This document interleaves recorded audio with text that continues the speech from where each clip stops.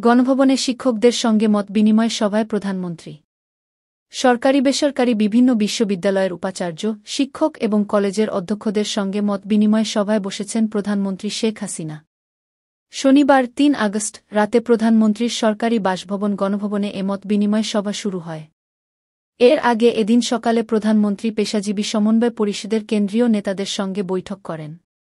প্রধানমন্ত্রী কোটা সংস্কার আন্দোলনকে কেন্দ্র করে সহিংসতা ঠেকাতে আন্দোলনরত শিক্ষার্থীদের তার সরকারি বাসভবন গণভবনে তার সঙ্গে বসার আহ্বান জানান। তিনি বলেন, গণভবনের দরজা খোলা। কোটা আন্দোলনকারীদের সাথে আমি বসতে চাই, তাদের কথা শুনতে চাই।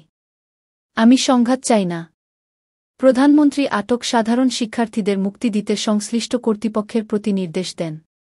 কোটা সংস্কার আন্দোলনের সময় প্রতিটি হত্যাকাণ্ডের বিচারের আশ্বাস দেন প্রধানমন্ত্রী। তিনি বলেন, সম্প্রতি ঘটে যাওয়া প্রতিটি হত্যাকাণ্ডের বিচার করা হবে। প্রধানমন্ত্রী বলেন, আমি আবারও বলছি, আন্দোলনকারীরা চাইলে আমি এখনও আলোচনায় রাজি। তারা যে কোনো সময় গণভবনে আসতে পারে। দরকার হলে তারা তাদের অভিভাবকদের নিয়েও আসতে পারে। এ সময় বিশ্ববিদ্যালয়, স্বায়ত্তশাসিত প্রতিষ্ঠান ও সরকারি প্রতিষ্ঠানের জন্য প্রস্তাবিত সর্বজনীন পেনশন স্কিম প্রত্যয় বাতিল করার ঘোষণাও দেন প্রধানমন্ত্রী।